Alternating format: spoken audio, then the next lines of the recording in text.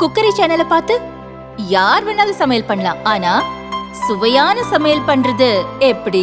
நான் இதயம் நல்லெண்ணெயில சமையல் பண்றேன். ஆஹா ஓஹோன்னு பாராட்டுறாங்க. நீங்களும் இதயம் நல்லெண்ணெயில சமையல் பண்ணுங்க, பாராட்ட வாங்குங்க. தினம் தோறும் வாங்குவே இதயம் இதயம்.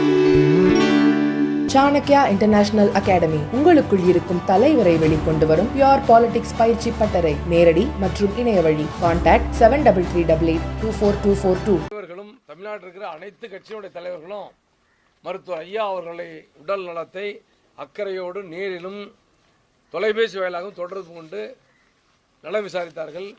அவர்களுக்கு எங்களது நெஞ்சார்ந்த நன்றி பாட்டாளி மக்கள் கட்சியின் சார்பிலே, மருத்துவர் ஐயா அவர்கள் சார்பிலே, வன்னியர் சங்கத்தின் சார்பிலே நன்றியை தெரிவித்துக் கொள்கிறோம்.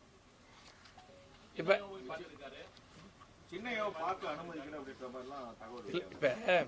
நடந்த செய்தியை உங்கள்கிட்ட சொல்லணுங்க. மருத்துவமனையில் மருத்துவர் ஐயா அவர்கள் ஒரு உதாரணத்துக்கு இன்று மாலை அப்படின்னு வச்சுங்களேன். இன்றைக்கி மாலை அந்த தேதி என்னன்னா, இந்த மாலையில் போய் 7 மணிக்கு மருத்துவமனையில் அனுமதிக்கப்படுகிறார்.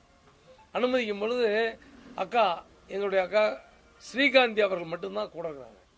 இது யாருக்குமே தெரிய வேண்டாம், ரொட்டீன் செக்கப் தானே அப்படிங்கிற மாதிரி அங்கே மருத்துவமனைக்கு போய் அனுமதித்த பின்னாடி பத்திரிகை தொலைக்காட்சியில் செய்தி வருது, டிவியில் செய்தி ஓடுது. மருத்துவர் ஐயா அவர்கள் அங்கே அப்போலோ மருத்துவ அனுமதியின் செய்தி வருது. நாங்களும் எங்களுக்கு தெரியும் முன்னாடியே என்னம்னா ஒரு யூஸ்வலான பரிசோதனைக்காக ஐயா திண்டிவனத்துக்கு சென்னை போகிறாங்கன்னு தெரியும்.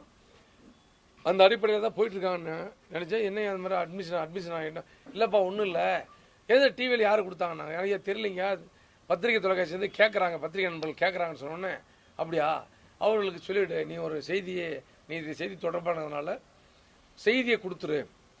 12 வருஷத்துக்கு முன்னாடி எனக்கு ஓப்பன் ஹார்ட் சர்ஜரி பண்ணாங்க, அதுக்காக ஒரு ஆஞ்சியோகிராமில் ஒரு பரிசோதனை செய்வதற்காக நான் போய் அங்கே அனுமதிக்கப்படுகிறேன்.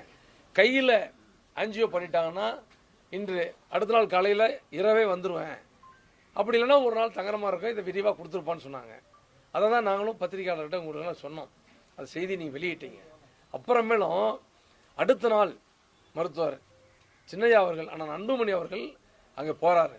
போயிட்டு அவர் ஆஞ்சியோ பண்ணியிருக்குது, ஐசியூவில் ஐயா படுத்துருக்கிறாரு, 6 மணி நேரத்துக்கு மயக்க நிலையில் இருப்பாருங்கிற மாதிரி வெளியே வந்து பயப்படுறதுக்கு எந்த விதமான இது இல்லைன்னு சொல்லிட்டு ஒரு செய்தியை சொன்ன உடனே எல்லாத்துக்குமே பதட்டாகி போச்சு. நானும் கூட சென்னை போகலிங்க. ஏன்னா இப்படி ஒரு செய்தியை அண்ணனே சொல்கிறாருன்னு சொல்லிவிட்டு பயந்து அடிச்சுக்கிட்டு நாங்கள் இங்கேருந்து ஓடுறோம். அதுக்கு முன்னாடியே அங்கே ஜி.கே. மணி அண்ணா அங்கே வந்துட்டார். அக்கா ஸ்ரீகாந்தி அக்கா அங்கே இருக்கிறாங்க. இந்த சூழலில் அவருக்கு சொன்ன உடனே இது தகவலை தெரிஞ்சு மாண்புமிகு தமிழ்நாட்டு முதலமைச்சர் அவர்கள் அங்கே உடனே வராரு. ஏன்னா ஐயா ஒரு மிகப்பெரிய தலைவர்கள் இல்லைங்க. இன்னைக்கு இருக்கிற அரசியல் தலைவர்களே தமிழ்நாட்டில் மட்டும் இந்தியாவை எடுத்துக்கிட்டால் மோடி அவர்களாலே the senior most leader in இந்தியான்னு சொல்லப்பட்ட ஒரு தலைவர். அப்படிப்பட்ட தலைவருக்கு சரி என்னமோ ஏதோ மருத்துவமனையில் அனுமதின்னு சொன்னால் ஒடியாந்துட்டாங்க. எல்லாம் அறக்க பறக்க ஒடியாரம். போனோன்னே அங்கே போய் பார்த்தா அந்த ப்ரொசீஜர் இது ஆஞ்சியோகிராம் ப்ரொசீஜர் முடித்து மருத்துவமனையில் ஐயா படுத்துருக்கிறாரு. எந்த ஐசியூக்கும் நான் ஐயா கேட்டேன், மருத்துவர்கிட்ட ஐசியூக்கு போனாங்கன்னு கேட்டோம். ஐசியூக்கெல்லாம் போகலை அப்படின்னாங்க. நான் கேட்குறேன், நம்முடைய அண்ணன் அன்புமணி அவர்களிடத்தில் கேட்பது, அங்கே மருத்துவமனையில் அனுமதிக்கப்பட்டிருப்பது உங்களுடைய தந்தை, பாட்டாளி மக்கள் கட்சியினுடைய தலைவர், எங்களுக்கெல்லாம் தலைவர் கடவுள், உங்களுக்கு தந்தை. உங்களை யார் தடுக்க முடியும்? நீங்கள் போய் பார்க்குறது யார் தடுக்க முடியும்? யாருமே தடுக்க முடியாது. அந்த அதிகாரம் யாருக்குமே இல்லை. நீங்கள் ஏன் போகலை? நீங்கள் மருத்துவர் அந்த இதை ப்ரொசீஜர் செஞ்ச செங்கோட்டைவேல் அவர்கள் நம்ம சேலத்தை சேர்ந்த மருத்துவர், அவர் இருந்த அறைக்கு மட்டும் போய் உட்காந்துட்டு அப்படியே வந்துட்டு பேட்டி கொடுத்துட்டு வந்துட்டீங்க. நீங்கள் மருத்துவர் ஐயா அவர்களை மருத்துவமனைக்கு சென்று சந்திக்காதது என் காரணம். இப்போ முதலமைச்சர் வருகிறார், யார் அவரை நம்ம தடுக்கிறோம்? இப்போ நீங்கள் நேற்று ஒரு கூட்டத்தில் சொல்கிறீங்க தொலைச்சி விடுவோங்கிறாரு. காட்சி பொருளாக ஐயா வச்சு ஐயா பண்ணுற தொலைச்சி விடுங்கிறாங்க. இது உங்களுடைய ஆற்றாமையை தான் காட்டுகிறது. என்ன காரணம்னா நீங்கள் என்ன நினச்சிங்க, யாரையும் உள்ள விடக்கூடாது, யாருமே வரக்கூடாது அப்படின்னு ஆசைப்பட்டீங்க. ஆனால் யாரும் யாரையும் கூப்பிடல. மருத்துவர் ஐயா அவர்களை சந்திக்க வாருங்கள்னு சொல்லி எந்த தலைவரையும் நாங்கள் யாரும் கூப்பிடல. இப்போ ஒரு உதாரணத்துக்கு சொல்கிறேங்க, நம்ம முதலமைச்சர் யாருங்க, யாருக்குமே நாங்கள் அழைப்பிடலையே. அதான் நான் சொல்ல வரேன். இப்போ ஒரு உதாரணத்துக்கு நீங்கள் பத்திரிகை நண்பர், உங்களோட எடிட்டர் நான் பார்க்கணுன்னு ஆசைப்பட்றேன். உங்கள் நம்பர் தான் என்கிட்ட இருக்கும். நான் என்ன பண்ணுவேன், இப்போ உங்களுடைய பத்திரிக்கை யாரோ ஒருத்தர் பேர சொன்னால் ஒருத்தர் வரும், ஒருத்தரை சொல்லி சார் எங்கே நண்பா இருக்கிறீங்க, சார் எடிட்டர் இருக்கிறாரா, அவரை பார்க்கணும், இப்போ சொல்லுங்கன்னு தானே சொல்லுவோம்.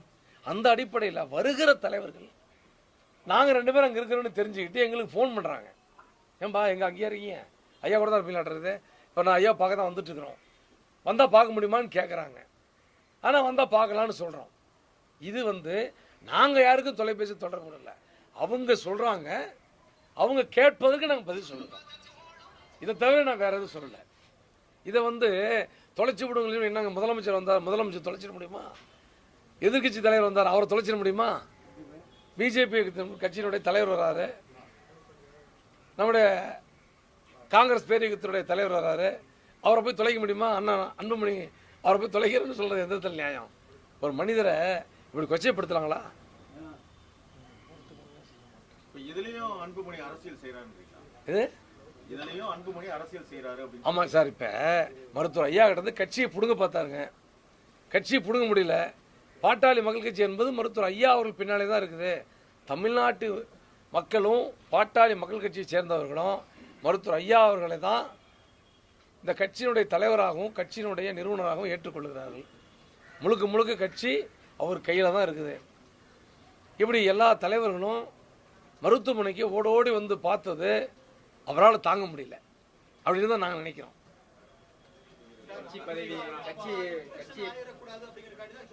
சார் இன்ஃபெக்ஷன் ஆயிருன்னா ஆப்ரேஷன் பண்ணால் இன்ஃபெக்ஷன் ஆகும், விட மாட்டோம், யாருமே விட மாட்டோம். இது ஒரு ஆஞ்சியோகிராம் செக்கப் தான். இது யாரும் இப்போ முதலமைச்சர் வராருங்க, முதலமைச்சர் எங்கே சொல்ல தெரியுங்களா, நேராக டாக்டர்கிட்ட அவங்க டீம் பேசுகிறாங்க.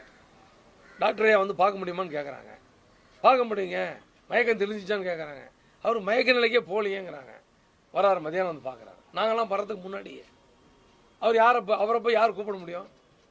எதிர்கட்சி தலைவர் வராரு, வரும் பொழுது ஒரு தகவல் சொல்கிறாங்க, நாங்கள் கீழே இருந்து கூட்டிகிட்டு வரோம். இதுதானே தவிர நாங்கள் வேற ஒன்றும் செய்யலை. இப்ப மருத்துவமனைக்கு டாக்டரை மட்டும் பார்த்துட்டு ஐயாவை பார்க்க விரும்பாம திரும்பிட்டாரா? அது என்னன்னு தெரியல, நீங்க அவர்கிட்ட தான் கேட்கணும்.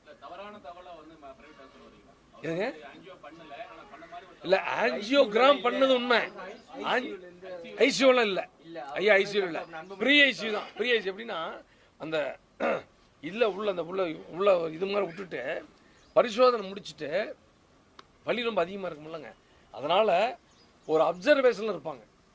அரை மணி நேரம் அப்சர்வேஷன் இருப்பாங்க, அரை மணி நேரம் மட்டும்தான் அப்சர்வேஷன் இருந்தாரு. அறைக்கு கொண்டு வந்துட்டாங்க, கூட்டிகிட்டு வந்துட்டாங்க, அழைத்து வரப்பட்டார். கைப்பற்ற முடியாததால் அன்புமணியோட ஆற்றாமையின் வெளிப்பாடு. ஆனால் நிச்சயமா இல்ல, இது அன்புமணி அவர்கள் தன்னிச்சையா பேசுறாரா இல்ல யாராவது அவர் பேச சொல்லி தூண்டி விடுறாங்க? பேச சொல்லி தான் தூண்டி விடுறாங்கன்னு நினைக்கிறோம். தெரியல, எனக்கு தெரியல. ஆனா அன்புமணி அவர்கள் பொறுத்த வரைக்கும் ஐயா மேல ஒரு அன்பு கொண்டவர் தான். ஆனா இப்ப அந்த அன்பு எங்க போயிடுச்சுன்னு தான் தெரியல.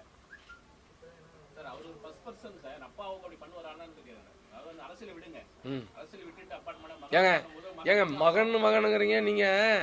ஒரு பெற்றெடுத்த தந்தைய கட்சி விட்டு துரத்தணும், நீ காம்பவுண்ட் விட்டு வெளியே வரக்கூடாது, காம்பவுண்டுக்குள்ளே உட்கார்ந்துட்டு இருங்க, இப்படிலாம் சொன்ன தலைவர் தானே எங்க அண்ணன் அன்புமணி அவர்கள்.